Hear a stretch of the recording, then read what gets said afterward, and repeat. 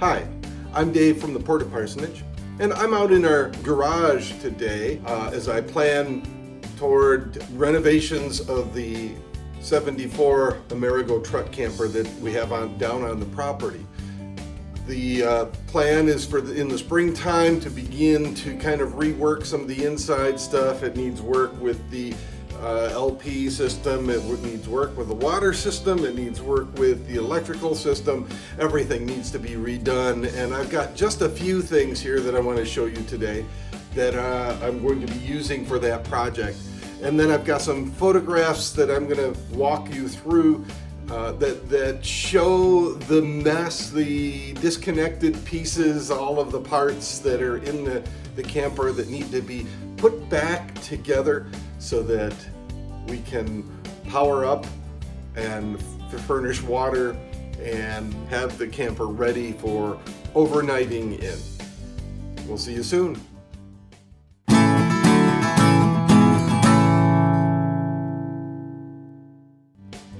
You've already seen my unboxing of the 12 volt 100 amp hour lithium iron phosphate battery. I've got here this is just a PWM charge controller. This is for the truck camper.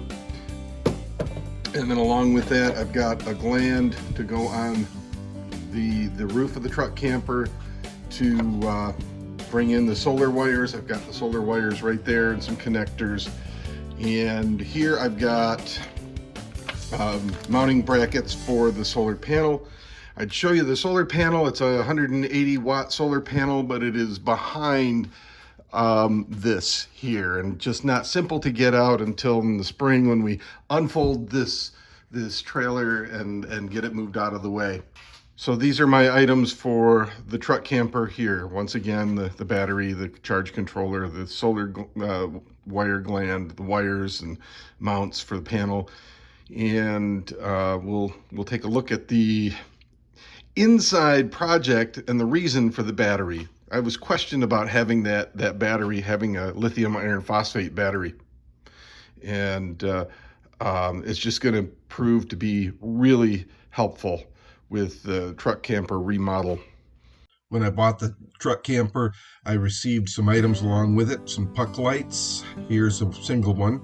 I received an LED, a larger light. This is dimmable, and plenty of wire to go along with that so that I can wire them in. I also got several 110 volt outlets and ports for water and for power, external water and power, and plenty of stuff for the inside, a fuse block and so on. Here is the heater, and so now we're looking at images of things that need to be done. I've got copper tubing that needs to be connected so that propane can run throughout the camper. There you can see some more. It's just disconnected. I'm going to have to sort all that out. I got a jumble of wires and electrical work to be done to repower things. This is again the propane tubing across. There's where my two tanks are. This is the water tank, fresh water tank, and the power lines and the tubings. Gosh, all kinds of stuff. There's a pump that I'm going to need to replace. And there's the hot water tank. I've got to set that up. Here's the power supply. I don't know much about it. It's very interesting. It's all enclosed. And there again, a jumble of wires that I need to take care of. Water connections to make.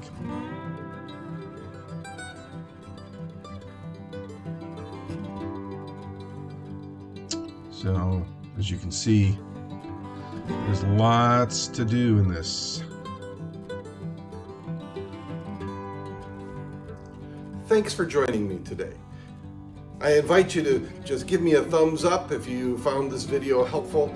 If you want to see more, hit the subscribe button and the bell notification. You'll know when more videos are coming out. And I look forward to taking you through the renovation journey in the spring as we work on the truck camper.